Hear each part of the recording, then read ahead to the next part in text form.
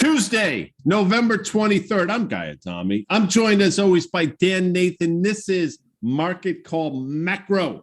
We've rebranded the show, but still bringing you the top macro headlines of the week and our best investing and trading insights. We're going to be joined by the great Chris Vecchio, senior strategist at DailyFX. Today's market call is being brought to you by our presenting sponsors, plural, IG, one of the fastest growing Forex dealers in North America, Dan Nathan, and of course, our friends at Open Exchange, because as you know, and as our audience has come to learn, they manage the virtual meetings that matter for the top companies around the world. You can tell I am geeked up here. Dan Nathan, how are you? I'm doing great, Guy. I mean, you're geeked up because what's going on in the stock market right now and the bond market, I think, is really important. After a year that we have had in 2021, where it seems like the market has, wait for it, Guy, climbed a wall of worry. We have not had a peak to trough decline in the S&P 500 of greater than, 6% all year long here. And all of a sudden, this week, a holiday shortened week, we are starting to see palpitations in the stock market under the hood that I think could be really impactful, especially when you consider the fact that we are one day off of all-time highs in both the S&P 500 and the NASDAQ? Pretty remarkable, actually, if you think about it, because as you mentioned, under the hood, some of these names are just getting taken out to the woodshed, as we used to say back in high school. But the broader market doesn't seem to care. At a certain point, I think that we'll catch up with them, but we're not there yet, although there are signs of that happening. We're going to talk about that. We like to call him, I like to call him CQ. I think you probably call him Carl. Some people just call him Q, Dan Nathan. But he put out an interesting thing on the Twitter machine. Maybe you can read about it. Marco, wait for it, Kalanovic, who comes on Fast Money all the time. I interpret him. I get him. I understand him. Sometimes he speaks in words that a lot of people don't understand. But this is pretty self-explanatory, Dan Nathan, please, if you will. Yeah, I mean, listen, here's a bull on the stock market. He's coming up with under the radar reasons why stocks could continue to go up here. And I get it. It makes sense. We are in a raging bull market here. So he's just saying, hey, listen, we're going to talk about the Biden administration tapping the strategic oil reserves. Well, this would be one, two in oil. Look at you shaking your head. This would be another one, right? If you're looking for little levers to pull to keep the economic engine going, right? This would be one that would certainly benefit the stock market. We know that these tariffs that have been in place for years now have been a drag on U.S. corporate earnings here. So, makes perfect sense, except the stock market today doesn't care, Guy. Trade tariffs have cost consumers and corporates a total of about $128 billion. That's a staggering number if you think about it. But to your point, the market doesn't care, which takes us to the SPX, as they say. Lower left, upper right, here we are. You've drawn the lines. We see where the 50-day moving average is. It comes in around 45.20 or thereabouts. As we're sitting here today, we're talking about an S&P that's been either side of 4,700. Again, that 200-day moving average, which is now 42.80, just looks like this upward trend line. It's pretty remarkable. Slow and steady wins the race. Again, the question is, Dan Nathan, have we set ourselves up for not only a test of that 50-day, but a test of that 200-day? Certainly doesn't appear that way now, but as we mentioned earlier, beneath the surface, under the hood, there are concerning signs. Yeah, so the 50-day had served as really good technical support this entire way up for the better part of 2021 until we had a couple breaches back in September and early October here. Would that make sense? It would also lines up with that breakout level, Guy, from October. So to me, might that be the sort of thing where some investors are maybe looking for some froth to come out of the market? And I'll just say this, when I look at my screens right here on Tuesday, I'm seeing stocks that had disappointing earnings like Zoom down 18% on the day, Guy. This was already down 50, 60% from its all-time highs from about a year ago. Stocks like Best Buy that literally had gone up in a straight line 30% down, 15% today. There's a lot of little dislocations going on, or big dislocations going on right here. And I guess my point that I would say about the S&P 500, those six largest names, Microsoft, Apple, Amazon, Alphabet, Facebook, and Tesla. You got it. You got, five on one hand there. That's pretty good. They're about 25% of the S&P 500 and about 50% of the NASDAQ 100, and they are outperforming and they are holding the entire market up here. If we are to see those come in just a little bit, Guy, you're going to be 50-day, 100-day, maybe 200-day. You mentioned Breach. As we go to the NDX, I'll tell you folks that Jim Breach, of course, the great kicker for those Cincinnati Bengal teams. I believe Kenny Anderson, the quarterback at the time. I'm speaking to an audience of about 3 people, but as you know, Dan, I don't care. Here we are with the NDX. You talked about it. You're seeing a bit of a, this is what we call an engulfing candle. I mean, the fact that I even just said that is pretty remarkable. But you wondered, is this a topping formation? Again, the 50-day comes in around 15,500 or thereabouts. 200-day, 14,400 or thereabouts. Looks hauntingly similar to the S&P chart. But again, you mentioned the leadership in this space. If a couple of those names start to give it up, I would submit maybe Tesla is the one that's most vulnerable. Although Amazon, having had a huge up day the last few days and then gave it up on last Friday and has subsequently turned, you have to wonder, is Amazon telling a story here? Right now, it doesn't appear to be, Dan, but it certainly looks as though we're vulnerable to the downside. First of all, Guy, only you could call a chart an engulfing candle when we're not even using a candle chart here. But, we'll leave that for the textbooks and those armchair technicians to opine on that. I think your point's a really good one about Tesla. It's up nearly 60% on the year here. It's over $1 trillion in market cap. Then you have Microsoft up 50% on the year. You have Alphabet up 60+% on the year. When you put all that market cap together, you're talking nearly 5 trillion. Then throw in Apple and Amazon, which I think are interesting. They're both underperforming the broad market here, despite the fact that they've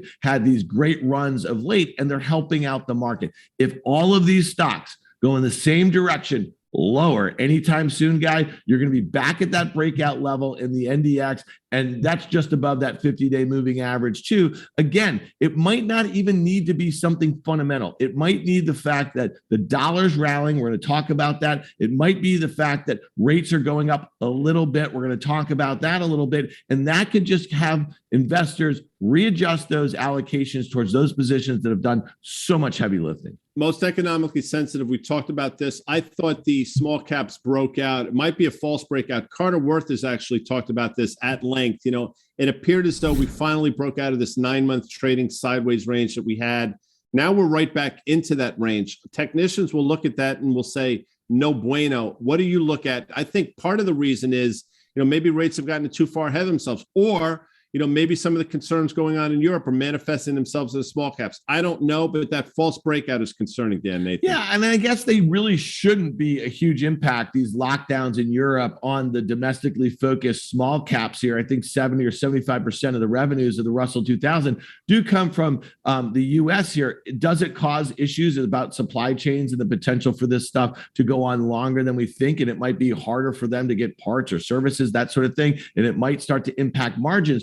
I'll just go back to Q1 of 2021, earlier this year, Guy, when it looked like the Russell was the leader here. Rates were going higher, and they were going higher predicated on the fact that we might be looking at the other end of this pandemic. The vaccines were going well, and investors were starting to price in better global growth, or definitely here. And the Russell small caps were benefiting from that sideways action, and then that final breakout where everyone's getting on the train here. And then the failure is a real problem here. It should get some support right there at that 200-day moving average, but that's a few percent away. And then it's steadily back in that long consolidation with a failed breakout. I think the small caps might be saying something very different than what they were saying just a couple of weeks ago when they were breaking out. Now they may say growth expectations way too high. Higher rates is going to stifle a lot of that growth too. I know you played lacrosse in college, and we have the great Stephen Rafis working with us from Syracuse University, another lacrosse player. Why do I mention that? You say, well, because I know at a certain point you had the wind knocked out of you. See what I did there? Because I got to tell you something. There are a lot of weird things going on in terms of high yield, rates going higher. We love Peter Bookvar of the Book Report, Lira in free fall. We're going to talk to Chris Vecchio about that as well. But there are a lot of concerning things out there. I think yields to me is first on my list, Dan, Nathan. Yeah, the yield situation, listen, you've had a great call on yields and why they should be going up at different parts of 2021 here. And obviously, we were all in the same camp that if growth is going to be better, the Fed is going to have to start to taper their bond purchases, come off these kind of disaster rate policy initiatives, right? And that was the kind of the first 3 months of this year. I think as Q3 growth came into question here, I think people started thinking about, well, maybe we're going to get back quicker to that 2.2% average GDP GDP growth that we were doing prior to the pandemic here. High yield has been just a non-event for the most part for a lot of investors until we start seeing some cracks in the armor, until we start thinking about what might be systemic. And in this case, it might be, will inflation be systemic? I think you think a lot of that's going to be stickier so, but we're starting to see yields move in a way that's not that intuitive for a lot of investors who've been following it. You've been talking about just in the 2 and the 10, the volatility there, Guy. I mean, what does it mean to you? Because that 2 just broke out. If you look at it on a 1-year basis here, it looks like a precipitous move here. Well, I mean, 2-year yields, we don't talk about this a lot, but you have to look at this and say, wait a second, 2-year yields a month and a half, 2 months ago were 20 basis points. Now they're either side of 60 basis points. You can do that math, Dan, Nathan. And again, a lot of people say it's not a big deal. They're still historically low. I get it, but yields should not move this quickly, this precipitously to the upside. Just my opinion, we'll see. If you think about it, if that type of volatility was in the equity market, we'd be talking about it nonstop 24/7. The fact that it's in the bond market, nobody seems to care about. That's one chart. Now just take this out a little bit further, just to give you some indication of where we've been and where we are now in terms of the 2-year. Obviously, this is a 10-year chart. Are they breaking out? Are we going to see 1% again? 1.5% is sort of where we broke down from at the end of 2019. I got to tell you something. If we get there, it's going to be extraordinarily problematic. It's a flattening yield curve and a number of other things. It's just something to watch, and it's just something that we don't bring up probably often enough, Dan, Nathan. Yeah, so Peter Bookvar in his note this morning, I mean, he's basically effectively saying that we've had a 50 basis point rate hike right here. The Fed funds has not moved, right? The Fed controls that, but that's what's going on in the 2s. We've had this move in the 10-year, which I think is kind of interesting here because a lot of people have been scratching their heads, and then the smarter ones are going back to the 2-year and say, oh, that's where all the action is.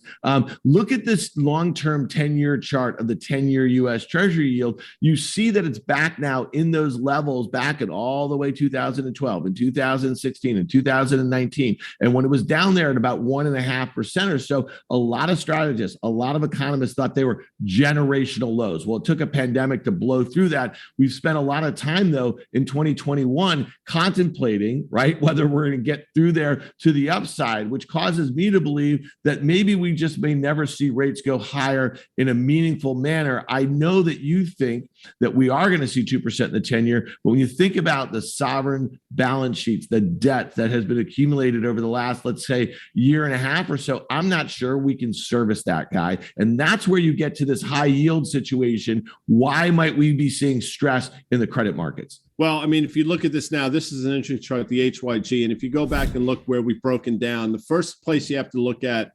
2015-16. And, that's sort of lined up with the Chinese in August, I believe, of 2015, devaluing their currency. You saw not only a precipitous drop in the S&P 500 over the ensuing months, you obviously saw this move in high yield. 18-19 sort of speaks for itself, Dan, Nathan. That was Jerome Powell, if you recall, saying they were going to raise rates and they were going to reduce the balance sheet. I think he used the term autopilot. The market obviously didn't like that.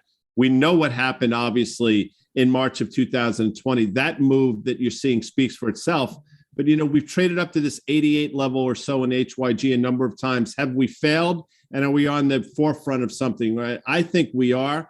High yield tells the story always. Is it going to tell the story again, Dan, Nathan? Yeah, and I think what you're saying is it tells the story about equity volatility. If you look at all of those precipitous declines that we've seen over the last 10 years, they've all matched up with big declines in the stock market here. So, some people like to watch the VIX. Our friend Brian Kelly, what does he tell us to do? Watch the dollar. Sure. He says that's the new VIX here. So, Guy, we've seen this breakout in the Dixie, the U.S. Dollar index. We know that maybe half of that is the euro. Our main man, Chris Vecchio, is going to come on in a couple minutes and drop some knowledge on us on that here. Look at that chart though, man. Oof, that's a bit of a breakout of some key levels after this long meandering period over the last year or so, back to some of the volatility that we saw right at the start of the pandemic. What's your take on the Dixie, the US dollar here? And what does it mean for stocks? What does it mean for the broader macro landscape right now? Historically, rising dollar is obviously not,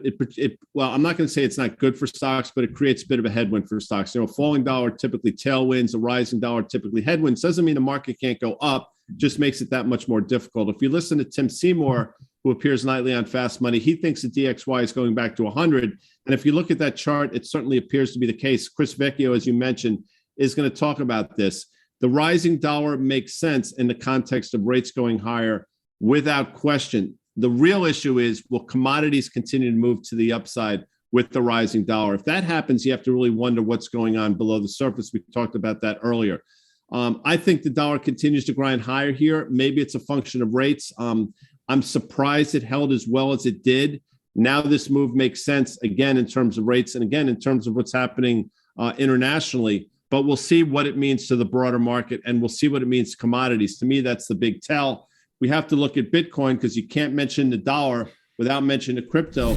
And I wonder, the dollar getting its footing, is that putting some weight? It's putting some pressure on Bitcoin. I don't know, but it certainly would appear that way given the last two charts. Yeah, I think so. I mean, listen, I think what's really clear about 2021 is that Bitcoin has firmly become a macro asset. When you think of its market cap at, over $1 trillion, and you think of the sort of institutions that have been adopting it for a whole host of different reasons. And so I think you might start to see correlations that didn't exist prior, or ones that people dreamed of as this thing was a much smaller sort of risk asset in the days prior to, the last couple of years where we've seen this big ramp. I look at Bitcoin here, and there's a lot of strategists, a lot of long-term bulls who think that this thing should be double of where it is right now in the not so distant future, and they'll lay out a whole host of reasons. But if you look at this chart here, I mean, man, they felt that way back in February, March, when the thing was higher than where it is now. It did make a brief new high last month. We're in the throes of maybe a 15-20% pullback right now. I look at this chart and I say, whoa, that 50,000 breakout level from just early October, just above the 200-day moving average, would look like a nice support level. And I'll just tell you this, the people that I know who have a very long-term view, who are not trading this short-term, they welcome these 20, 30% pullbacks. It gives them the opportunity to buy more. And I get that. If you own any of these crypto assets, you understand volatility is a feature, not a bug. I think that 50,000 level would be welcomed by a lot of people who are bullish on it, despite being a 25, 30% pullback from the recent highs. Remember in my early days, there was a book that was written. We had to read it in high school. It was called Atlas Shrugged. I mention that because our next slide speaks to something else. Biden blinked, Dan Nathan. Yes, he did. Absolutely. And Tom Lee said it. I can see this really backfiring. I 100% agree. Releasing energy from the SPR is a panic move, in my opinion. It might work for a day or two in terms of getting prices lower, but it ain't going to work in the long term. And you fire that bullet, you better be ready for the ramifications. And if oil continues to go higher, he's going to shrug because it's going to be really problematic. What are your thoughts? This is all right. First things first. It is what it is. Let's be clear. You did not read Atlas Shrugged. It was not part of any syllabus. I don't think it's ever been a part of any high school syllabus in America. My daughter, Alex, though, who is reading The Fountainhead for the second time right now. And that is a great book. I am not John Galt. I do not dig the Atlas Shrugged. All right. Tom Lee has had a heck of a call on crude. He's been saying to buy it. He's also been saying to buy the OIH, the oil services. That's been a bit more volatile here, but that crude chart is really interesting, Guy. It came back to that breakout level from September. And listen, you and I remarked on the market call, or the old macro setup, as we used to say, that that move in crude over the summer was really, really interesting. I want to take you back to the dollar, though, and I want to take you back to the last time that the Fed started to taper and the Fed started contemplating rate hikes here. The dollar ripped. That was back in that 2013, 14, 15 period here. And what did we see happen to crude? We saw it get killed. I know there's very different dynamics going on right now as it relates to supply chains and the way it just relates to the global reflation trade here. But I am not particularly bullish on crude. And if it can't get going right here, and it does take this announcement that you think is a fugazi or fugazi or however you say it here, and it doesn't, and it can't rally, then I think it's going at least back to that 200-day moving average. You might be right. We'll see. I mean, that's going to tell the tale. They fired that silver bullet. They better hope it works. I don't think it is. I'm with Tom Lee. But you know who else I sort of dig and who fires silver bullets left and right because he's just the man? It's a great Chris Vecchio, senior strategist at DailyFX, looking very handsome, I might add, on this Tuesday. Chris Vecchio, how are you?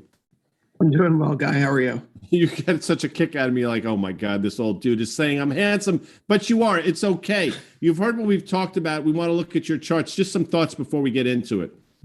Sure. Yeah, I would agree on the whole notion that this SPR release could actually backfire. I mean, we're talking about a release of 30 to 35 million barrels over the course of a few days. The U.S. consumes around 20 million barrels of oil per day. So what is this going to do? Not really all that much significantly. The global coordinated release, yes, it's been a nice headwind for oil here the past few days, but I think by and large this is priced in. So we go back to the whole narrative. OPEC Plus is still not producing enough. Global demand is increasing as we move away from the depths of the pandemic, and oil may not extend all the way down to the lower side of its channel that's been in place from the November 2020, August 2021 lows. I don't think we may get to $72 after all. So this could be the turn that we're seeing here in the very near term.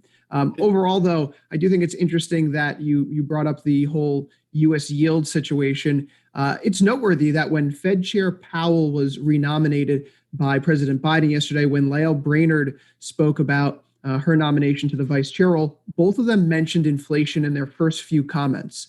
It was something that was at the tip of their tongue, something that they seem to be taking a harder jawboning line on. Perhaps forward guidance moves the needle here, but I'm taking a step back. If we go to that November Fed meeting, neither Powell nor Brainerd nor anyone suggested that tapering is on a preset course. We could see an acceleration in the tapering come early 2022. We're only at 15 billion for November and December. Given the commentary we've seen over the last few weeks, I think it's possible that if inflation stays elevated, and it could go up to 7% or so, that we see an increased rate of tapering, which is the bond market signaling to us right now. Well, your first chart speaks to what the market's doing for the Fed. This, the Fed rate hike odds. I love this chart, and it continues to be a great indicator each and every week that you bring it to us. Can you speak to that? Sure. So we're still measuring here the shape of the U.S. Treasury yield curve, the 2-5-10 butterfly. We're looking at the December 21, December 2023 Eurodollar contract spread, looking at the expectations for commercial borrowing costs over the next 2 years effectively, and against the dollar index, that white line. And the three have been moving in tandem over the course of this year as the Treasury yield curve continues to shift in a manner consistent with the 2013-2014 tapering period. As the markets pull forward more rate hikes into the immediate term horizon, we're seeing the dollar continue to rally. And right now, we're expecting this to continue for the foreseeable future, in part because of what we're seeing in some of the major pairs like dollar yen and like euro dollar. Dollar yen here really making a nice consistent technical break to the upside. We had our Fibonacci extension from the January 2021 low, the July 21 high, and then the August swing low. That gave us an initial target of about 112.75. We reached there at the end of October before briefly pausing, hitting a little bit of a pennant or a flag pattern there. And now we're starting to break out once more after a retest of that former resistance turn support. If we take a new Fibonacci retracement from the low that we had in September, the high we had in October, back to the November swing low, that gives us an immediate target in the mid 116 area. Ultimately, both of these extensions are pointing for a move, finishing out perhaps the year in that 117.80, 118.20 range. We could see more upside momentum here in dollar yen. No question about it. I mean, we're talking about, I think, four-year highs in dollar yen, as you mentioned off camera, and I think we continue to grind higher. You've been spot on this one as well. You've also been pretty spot on in terms of what we're seeing in the euro. This is interesting because, false breakout. Now we're back at the trend line. We're in this pennant. Looks hauntingly familiar, quite frankly, with some of the other things we've talked about, the small caps. But what are you looking at here? Are we going to trade back down to that uptrend line, which probably brings us around the 109.5 or so level? Yes, sir. I mean, this is the monthly chart of euro dollar. We've recently just made a break below that all-time descending trend line from the 2008-2014 swing highs, a level that we broke out last July. But we find ourselves trading back below the trend line once more, signaling that it was potentially a false breakout, as you mentioned. And if we do return to the other side of this triangle consolidation, typically the case when you see a false breakup move, a move to the other side of the consolidation, that puts us in the high 108, low 109 area over the coming weeks and months. And we've mentioned this on the show before, when U.S. Eurozone inflation differentials are persisting at the levels in which they are right now, you extend that out by about 6 months, it typically leads to more U.S. dollar strength versus the euro. The euro has its own litany of problems. These COVID caseloads are going through the roof. Their 7-day moving average is now at all-time highs over the course of the pandemic. We also have energy concerns there. Stagflation is a bigger issue for Europe than it is for the US. And now we have talk about Russia potentially moving into Ukraine. It speaks to some of those fears that the euro embedded several years back when Russia invaded Crimea. It could be a geopolitical headwind here for the several weeks and months moving forward. My awkward segue is going to be this chart is perfect for where we are in terms of the calendar. But you know what? You can't dismiss it because what's going on in Turkey right now is historic. Can you speak to this? Sure. I mean, they have a central bank that is really, we'll say, not independent. The central bank governor, Kavcioglu, he is under the thrall of President Recep Erdogan, and he's cutting rates because Erdogan believes that if you lower interest rates, you're going to fight inflation. But there's a currency crisis right now going on in Turkey. You have elevated inflation at high levels, record high levels. You have negative current account balance, rising implied FX vol, widening bond risk premiums, and this external debt burden that's gone through the roof. In fact, the data released last week from the CBRT showed that Turkey's short-term external debt reached 124.4 billion. That was an 8.8% rise since the end of 2020. This is a problem for Turkey because about 43% of their country's debt is denominated in US dollars, another 25% denominated in euro. So as its currency weakens, its debt problems beget worse, more and more and more with each passing hour, each passing day. This is a spiral right now. Dollar lira up about 30% this month. Euro lira up about 27% this month at the time that we recorded this video. No, and I know people are saying, why are you talking about the Turkish lira? I mean, it just speaks to, central banks run amok and what can happen when you make policy mistakes. And once you go down that rabbit hole, it's very hard to get to the other side. And they're firmly in the midst of this right now. I don't know how this sorts itself out, but I don't think it's going to happen anytime soon, which brings us to gold, which is really interesting because, again, everything we just talked about for the last 28 minutes should lead us to gold. Yet here we are once again, can't get out of its own way. Another false breakout, not unlike what it looked like in the euro. Here we are sort of mired in this 1780, 1800 level. Right. And I think a lot of this has to do with the change in verbiage used by Powell and Brainerd yesterday. We're going to have high inflation here for the next few months. I don't think anyone's disputing that, even as supply chain issues appear to be abating. One of my favorite stats is while that there are a lot more ships waiting in ports in LA, outside of New York, the fact is that these ships are smaller. So there are actually fewer containers now offshore waiting to be unloaded than there were just about 2 months ago. So the supply chain crisis is getting better, but inflation expected to continue to run up into that 6-7% range, perhaps into the first quarter of next year. And gold is not hearing it. Gold just does not care. And it's because I think the Fed is signaling to us that we may actually get some faster tapering, some faster tightening into next year. One of the big stats that I like pointing out, at the end of last week, 81% chance, according to Fed Fund Futures, that the first rate hike would arrive in June 2022. As of today, 97% chance. Chris Vecchio, it's wonderful to work with you. I'm wishing you and your family, on behalf of Dan Nathan and all the folks at Market Call Macro, a happy Thanksgiving. Dan Nathan, give me a couple parting words. Yeah, keep an eye on this volatility. Guy, that reversal yesterday in the NASDAQ was really something that we haven't seen in a very long time. The fact that the market tried to open today, Tuesday, and stabilize, it was green in the morning and then quickly reversed. And now, I think the NASDAQ at one point was down over 1%. Let's see if they can get a rally going and try to hold some stuff together here. Otherwise, it could be a pretty sloppy holiday week, especially when you consider some of the low volume action that we know we get on Thanksgiving week. But Guy, listen, I am thankful for we're here with you on the Market Call. This is always fun to do this. And I hope you and your family have a great holiday. Wishing all our viewers the same, Dan, you and to your family as well. Amanda, Brendan, Mr. Covino, Chris Vecchio, all the great people here, wishing you all a wonderful Thanksgiving. This has been a Market Call Macro brought to you by our presenting sponsors, IG US, one of the fastest growing Forex dealers in North America, and Dan, our friends at Open Exchange, because as you know, I know, and now everybody knows, they manage virtual meetings that matter for the top companies around the world. Have a great Thanksgiving. We'll see you next Tuesday.